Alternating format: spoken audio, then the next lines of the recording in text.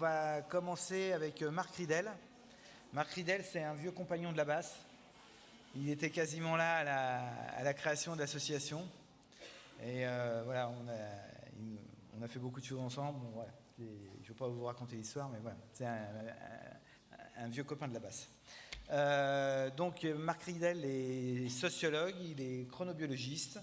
Il a créé une start-up qui s'appelle Aum Bio 5, basée à Mâcon. Et il vous racontera ce qu'il fait mieux que moi. Accessoirement, œnologue. Et sapeur-pompier, il y tient absolument. Sapeur-pompier volontaire. Voilà. Bon, et je te laisse le soin de poursuivre. Mesdames, Messieurs, bonjour.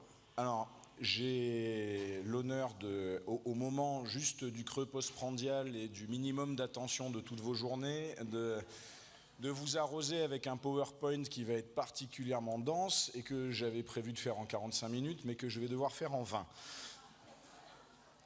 Donc on va essayer d'aller vite et d'aller à l'essentiel. Pour vous parler, alors c'est un titre un peu ronflant, mais vous allez voir que je vais enfoncer des portes ouvertes et claquer des portes fermées pour bon nombre d'entre vous. L'idée de vous présenter une démarche avec laquelle nous évoluons aujourd'hui avec les services incendies en France, qui sont nos clients. Alors, je suis enseignant à Arts et Métiers ParisTech également. J'ai alors quelques conflits d'intérêts qu'il est bon de rappeler, comme ça vous saurez à peu près me limiter et interpréter ce que j'ai à vous dire, puisque je suis un industriel également. Alors, quelques clients, et on a fait également des dons donc à l'œuvre des pupilles, à l'ourson Pompille et à Rêve de gosse, mais voilà, donc il fallait le préciser. Et d'autres liens sans rémunération, voilà, avec la gendarmerie nationale. Alors, et oui, ouais, on peut cumuler. Je suis ce qu'on appelle une aubergine. Il y a des gens qui sont des radis, donc à la fois blanc et rouge. Puis moi, je suis à la fois bleu et rouge. Donc voilà, je cumule. Alors, une approche que vous connaissez peut-être, qui nous sert de base à cette pédagogie, qui est en fait une pédagogie dans laquelle on a associé nos utilisateurs finaux à la conception d'un jumeau numérique. Donc de A à Z, ce qu'on va vous présenter, c'est des choses, c'est plutôt la démarche dans laquelle on a associé les services incendies dans le cadre de ce qu'on appelle les achats innovants. Donc il y a un cadre très particulier. Alors, l'approche socio-technique, je vais aller très rapidement et je laisserai mon PowerPoint à ceux qui le désirent, hein, il n'y a aucun problème.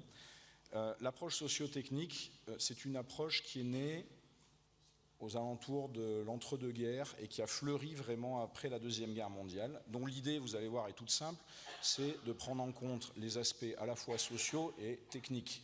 C'est bon là? Vous arrivez à suivre? C'est pour ça qu'il y avait besoin d'un gars qui fait plein d'études pour vous le dire. Donc, deux grands principes en fait.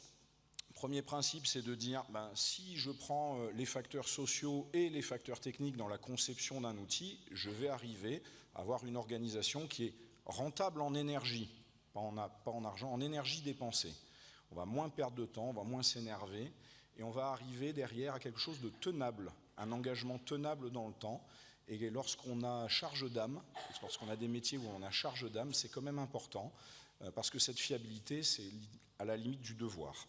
Donc, autre grand principe, c'est lorsque vous isolez le social et le technique, eh bien vous allez augmenter les conflits, les erreurs de conception, et vous allez avoir un outil qui ne fait pas vraiment ce qu'on lui demande.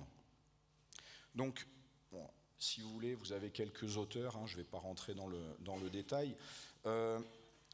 Si je résume avec une punchline, l'idée de la sociotechnique, c'est prolonger le bras sans remplacer le cerveau.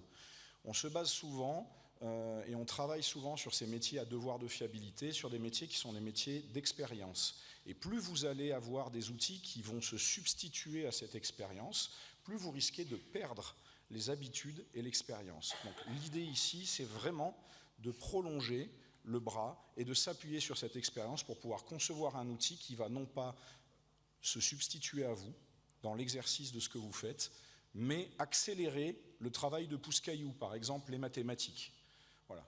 Donc l'idée, c'est de réduire l'impact délétère ou contre-productif des technologies et construire une technologie de confiance.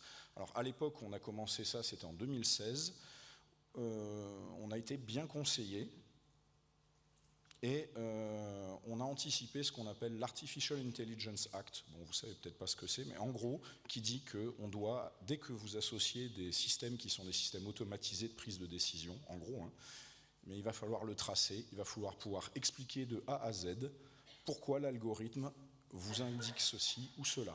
Précisément dans les secteurs dits à haut risque, donc je pense qu'ici tout le monde est concerné, la sécurité civile avec lesquelles on travaille, donc c'est la protection de la population, il y a une dimension ressources humaines, risque de discrimination, etc. Donc on est en plein dedans. Alors, première étape de cette démarche, hop, si elle veut bien partir, voilà. Et bien en fait, il faut prendre le temps de ne pas se presser. On fait assez vite ce que l'on fait bien. Donc une étude qui est une étude sociologique et culturelle sur les sapeurs-pompiers. En ce qui me concerne, ça a duré 7 ans. Donc vous voyez que en termes d'industrialisation, ce n'est pas forcément quelque chose d'évident à faire. Et pendant laquelle vous allez apprendre en fait les us et coutumes, les habitudes et tout ce qui va de soi, les fondamentaux du métier auxquels on ne pense pas forcément.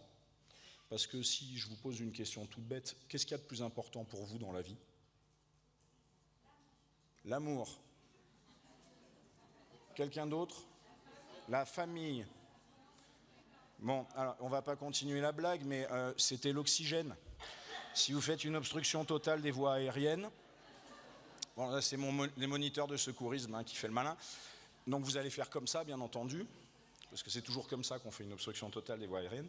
Non, en fait c'est pour vous dire, alors en plus c'est le système nerveux végétatif, oui, ok. Mais l'idée, c'est de vous dire tout ce qui est considéré comme acquis, tout ce qui est normal, tout ce qui est habituel, même si c'est vital, finit par disparaître du champ attentionnel. Et l'enjeu dans la transmission de l'expérience, c'est précisément d'explorer ce genre de choses. Donc vraiment une idée d'analyse fine des évidences.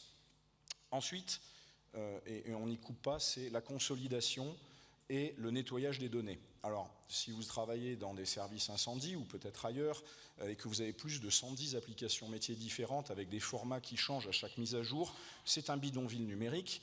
Et donc, vous avez un vrai travail à faire en amont parce que, comme disent les anglo-saxons, garbage in, garbage out, vous connaissez peut-être l'adage, des ordures à l'entrée, des ordures à la sortie. Donc un algorithme, c'est quoi ? C'est une recette de cuisine. Hein. Voilà, un 4 quarts est un algorithme, c'est bon pour tout le monde là ? On est bon ? Donc si vous faites un 4 quarts avec des œufs pourris, votre 4 quarts ne sera pas très bon. Ouais, voilà. Donc la donnée, c'est l'ingrédient de base. Donc vraiment, et un temps infini là-dessus. Donc j'y tiens. Pourquoi en plus c'est important ? Parce que l'exploration de la base de données va vous donner la donnée en fait est un reflet culturel de ce qu'on enregistre parce que c'est important pour nous. Et donc on va aussi pouvoir aller chercher un petit peu plus loin ce qu'il y a de plus important pour nous au quotidien dans nos métiers. Alors, quelque chose qui est très important, c'est qu'on peut très très vite, et vous allez le voir au cours de cet petit exercice, tomber dans quelque chose d'illisible. Et l'utilisateur final, en particulier chez les pompiers, ils n'ont pas tous fait normal sup. Donc quand vous allez arriver avec des problématiques de combinatoire ou d'arrangement, avec des factoriels qui dépassent des factoriel 60, vous savez ce que c'est à peu près, non ? Le nombre d'atomes dans l'univers. Donc en fait, factoriel 60, c'est assez facile. Hein. Si vous voulez par exemple tenir compte de la disponibilité des pompiers volontaires, qu'il va falloir rentrer dans un fourgon dans un certain ordre donné, donc un chef d'agré, un conducteur, 2 chefs d'équipe incendie et puis derrière vos amis les équipiers, eh bien, à la seconde près sur la disponibilité de pompiers volontaires dont vous ne pouvez pas prévoir la disponibilité, 3600 secondes, factoriel, etc. Donc on va exploser les niveaux de complexité sur des choses qui, au quotidien, en fait, font le métier. Donc très rapidement, dès qu'on va essayer d'explorer ces données, il va y avoir ce niveau de complexité qui va arriver. Alors, la première étape, en fait, en pédagogie là-dessus, c'est vraiment de calmer les choses, d'aider les gens, de leur montrer qu'au quotidien, les camions partent, même avec des niveaux factoriels qui sont démentiels. Donc déjà, bravo, et c'est quelque chose d'intéressant, c'est montrer qu'aujourd'hui ça fonctionne quand même, malgré tout. Alors quand je fais des cours, ça m'arrive, vous avez vu quelques écoles d'ingénieurs, quand je leur explique un petit peu ces problématiques pour les services incendie, ils disent mais c'est la Champions League du management, avec en plus des gens dont ça n'est pas le métier et qui peuvent à tout moment décider de vous rendre le bip. Donc au niveau managérial, vous ne pouvez pas appliquer la contrainte, sinon vous tombez sur le coup des réglementations européennes sur le temps de travail. Bien. Oui, ça parle là, il y en a 2-3 qui rigolent. Quelque chose qui est important également, c'est comment vous allez anonymiser les données. Alors c'est pas juste enlever le nom et le prénom, anonymiser les données. Alors par exemple, moi je suis Marc Riedel, je suis caporal-chef de sapeurs-pompiers, j'ai 2 doctorats. Je pense que je dois être le seul caporal-chef en France avec 2 doctorats. Si vous enlevez mon nom et mon prénom, un caporal-chef avec 2 doctorats, vous savez qui c'est.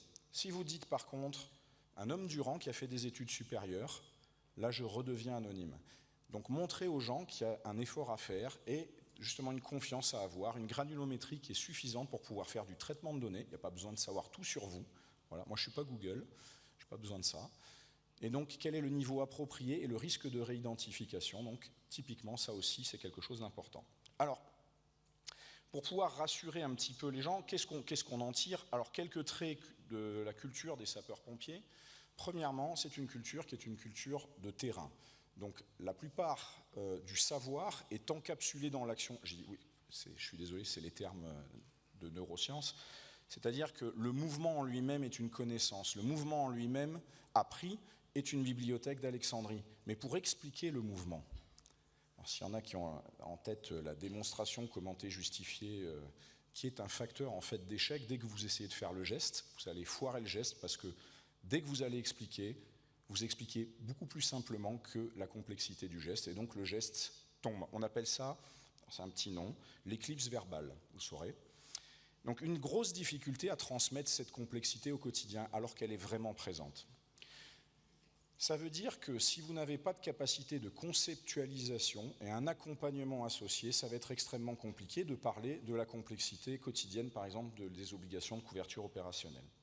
Donc un devoir de haute fiabilité, parce qu'il y a quand même des enjeux, on a charge d'âme, et une expérience métier qui est source de reconnaissance sociale. Plus vous êtes expérimenté, plus généralement on vous fait confiance, plus on vous regarde avec amour et respect, voilà, lorsque vous êtes dans un fourgon ou dans une ambulance. C'est aussi un job dont on a besoin d'avoir les mains libres, donc d'avoir une tablette par exemple dans les mains et sur laquelle on doit taper alors que la victime à côté est en train de tomber un petit peu, la tension, voilà. Ça peut apporter, ça peut prêter à confusion. Je ne sais pas si vous avez des bilans dématérialisés par exemple, pardon, excusez-moi. Donc ça va être aussi quelque chose d'important. Et une dernière chose, c'est que les outils sont toujours le prolongement du schéma corporel. Donc quand vous allez avoir des outils qui sont des outils un peu éthérés comme les mathématiques, eh bien derrière, comment je fais pour que le caporal-chef, derrière, puisse se servir quelque part de mon jumeau numérique? Alors en gros, je résume, quand vous posez la question et les maths, les pompiers, vous avez ça. Voilà. Comme vous êtes ingénieur et que vous avez envie de montrer que vous savez faire plein de choses, vous allez faire une splendide interface. Et les pompiers, ils vont faire ça. Alors du coup, qu'est-ce qu'on va essayer de faire? On va essayer de prendre quelle est la référence culturelle chez les pompiers, par exemple, c'est le territoire. Comment afficher la donnée? Vous allez voir, enfonçage de porte ouverte, claquage de porte fermée. Déjà 10 minutes? Sans déconner. On va afficher de la donnée en fonction du territoire qui est connu. Avec, derrière, vous allez voir, tout un tas de petites choses à côté. Et le jumeau numérique, c'est précisément la mise en commun de tous les liens qui existent dans toutes les données des sapeurs-pompiers, présentées de manière simple pour avoir une interaction plutôt simple. Alors, il y a encore 6 étapes, je suis dans la merde là. Étape 2, et c'est celle qui va vous intéresser, une fois qu'on a cette donnée, en fait, si vous essayez de l'explorer comme un data scientist, vous allez le faire ligne par ligne sur des tableurs, c'est imbitable. Donc l'idée, ça a été de créer justement le jumeau numérique du service incendie. Quels sont les liens logiques qui régissent les renforts entre les différents centres de secours, les lois qui vont garnir tel ou tel fourgon ou telle ambulance. Et à ce moment-là, on va donner la possibilité aux pompiers de dire « Et là, si j'enlève 3 pompiers, qu'est-ce qui se passe sur l'ensemble du territoire? Là, si j'enlève un véhicule incendie, quel est l'impact?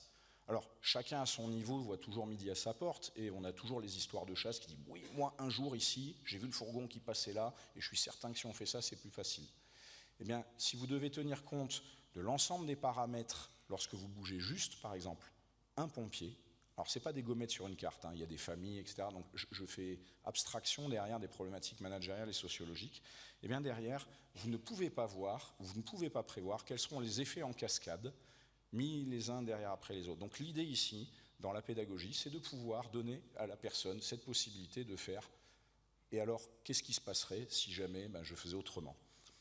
Alors, le jumeau numérique, j'ai mis une grosse définition ici, il y en a plein d'autres ici, voilà, je suis pompier, hein, voilà.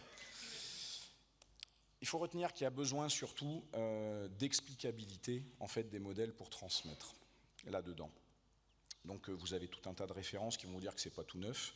Plus vous allez monter dans l'abstraction au niveau algorithmique, et plus il va y avoir besoin de pouvoir justement rendre compte. Moi c'est caporal-chef, on m'a appris, il m'a dit prise d'initiative, compte rendu. Voilà, rendre compte d'un certain nombre de choses. Alors je vais passer, parce que j'avais plein d'exemples avec les problèmes, voilà, et puis il y a toujours Philippe Etchebest qui vient se mettre au milieu pour vous dire que c'était compliqué. Et juste vous parler en fait de comment on a fait. Il y a eu un choix à partir de ce moment-là, et ça c'est quelque chose d'important, le choix technologique, c'était ce qu'on appelle l'analyse de graphes. Alors vous la connaissez toutes, Facebook, Google, voilà, la manière dont sont interreliés tous les liens HTML, etc. Alors vous connaissez peut-être cet exemple-là, c'est pas tout neuf, hein, donc on parle d'innovation, mais c'est 1736, et c'est Euler qui a commencé à le mettre en œuvre, sur un problème simple, enfin d'apparence simple, qui était de dire, est-ce qu'il existe un chemin sur lequel, là, sur mes ponts, je ne peux passer qu'une fois par tous les ponts? Alors essayez de faire dans votre tête les chemins, ça va prendre un moment. Hein. Alors ce qu'on propose en fait, c'est une alternative et regarder le problème différemment. Rendre visible de manière topographique le problème. Et là vous allez voir qu'effectivement vous avez 3 sommets et des liens.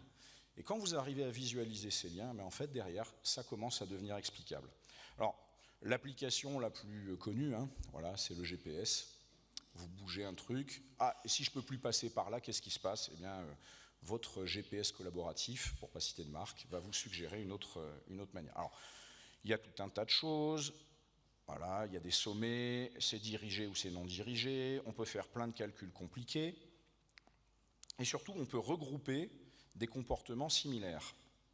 Alors, là, par exemple, le Portugal, c'est bon, tout le monde reconnaît, et de dire... Ben voilà comment tel endroit ou telle ville interagissent d'un point de vue économique. Alors on s'est dit ben, ça allait être bien pour le faire avec des centres de secours. Alors là c'est le SDI 77 et on a modélisé par exemple l'ensemble des liens existants, logiques au niveau opérationnel, pour couvrir en premier départ un secteur de premier appel. Donc, et ça n'a rien à voir avec les groupements territoriaux, là, tous ceux qui sont sapeurs-pompiers. Donc logiquement ici vous voyez apparaître eh bien, pour les incendies, parce que pour le SAP, c'est pas la même chose, pour les accidents de la route, c'est pas la même chose. Donc vous avez autant de SDIS, autant de jumeaux numériques que d'activités opérationnelles et de complémentarité du dispositif. Comme on s'était dit que c'était pas suffisant, on est allé dans chaque petite caserne et on s'est dit on va modéliser la manière dont les gens interagissent entre eux.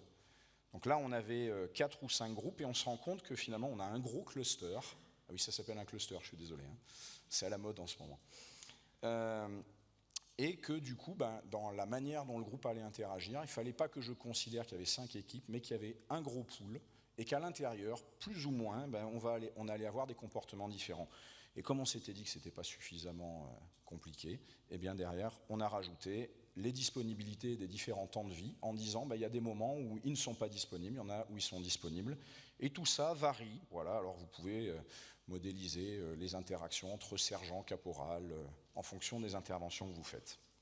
Alors, c'est bon? Vous arrivez à suivre? L'idée, là, on ne met pas ça sous la figure hein, de nos sapeurs-pompiers, mais on a modélisé tous les liens logiques, c'est-à-dire qu'il y a une traçabilité. Vous faites une simulation de A à Z, l'algorithme va vous donner toutes les étapes de manière lisible. Donc, troisième étape, là c'est pour l'évolution Pokémon, eh bien derrière, on va montrer que ces graphes donc ces fameux réseaux, changent en fonction des heures du jour et de la nuit. Ben oui, on n'est pas disponible tout le temps. Et les bonnes compétences ne sont pas disponibles au bon moment. Donc vous allez avoir des jolies choses qui varient comme ça. Votre centre de secours n'est pas lui-même, égal à lui-même 24 heures sur 24 et 7 jours sur 7. Et puis après, donc ça c'est l'évolution du dessus, on peut modéliser les impacts par exemple sur les temps de vie. Donc si je suis une femme qui a des enfants et que je suis seule à la maison, voilà à peu près quel est l'impact du centre de secours de Pont, donc dans le 17, à côté de La Rochelle, sur mes temps de vie. Donc je vais avoir par exemple 1h37 en moins de sommeil, si ma disponibilité de 1607 heures, un nombre totalement au hasard, est aléatoire. Voilà. Et une fois qu'on a fait ça, eh bien à ce moment-là, on va permettre aux gens d'automatiser et d'explorer les modèles. Alors, pour terminer un petit peu là-dessus, avant de vous montrer une toute petite démo, et j'espère pas avoir un gros effet Bonaldi en direct. Alors, je ne suis pas responsable de la connexion Internet, mais on va quand même essayer. De vous dire que plus vous allez avoir des outils performants, plus le jumeau numérique est performant, plus il y a d'automatisation et de technologie dedans, et plus cette automatisation derrière touche une composante clé du métier, et bien vous savez quoi, plus vous allez perdre cette composante clé au fur et à mesure. C'est un paradoxe qui est connu dans l'armée de l'air aux États-Unis. Micah Hensley, c'est la Chief Scientific Officer de la US Air Force, pour vous donner un, voilà. Et en fait, ils ont beaucoup automatisé, ils avaient beaucoup d'intelligence artificielle, et ils reviennent beaucoup en arrière pour pouvoir s'appuyer sur un facteur humain, certes, dont on connaît les limites, mais qui a le grand avantage de pouvoir se transmettre et d'éviter à un événement indésirable de se reproduire, méthode alarme, Orion, AMPRO, tout ce que vous connaissez habituellement. Donc ça, il faut être extrêmement attentif. Alors, je vais essayer de vous faire une petite démonstration. Hop. Je vous emmène dans les Ardennes, alors, qui est un service incendie de catégorie C. Alors là, le jumeau numérique, vous voyez, il est beaucoup plus accessible. On peut regarder à l'intérieur, voilà, les non-réponses à sollicitation, c'est-à-dire les moments de la journée où je vais avoir du mal à répondre, par exemple parce que je n'ai pas assez de pompiers, parce qu'ils sont déjà partis à une intervention, parce que je n'ai pas assez d'engins, parce qu'ils sont déjà partis à une intervention. On appelle ça les simultanéités aussi, si vous en avez entendu parler, etc. etc. Donc les non-réponses parce que l'engin n'est pas affecté et qu'il en faudrait un, ou les non-réponses parce que les pompiers ne sont pas suffisamment affectés à tel ou... Donc vous voyez au fur et à mesure, ce qui est intéressant, c'est que je peux me balader ici, et si je clique sur un centre de secours, eh bien je vais avoir la donnée qui s'affiche à côté. Donc une simplicité biblique, mais qui permet d'explorer et de se faire plaisir et d'apprendre à connaître un petit peu le service incendie.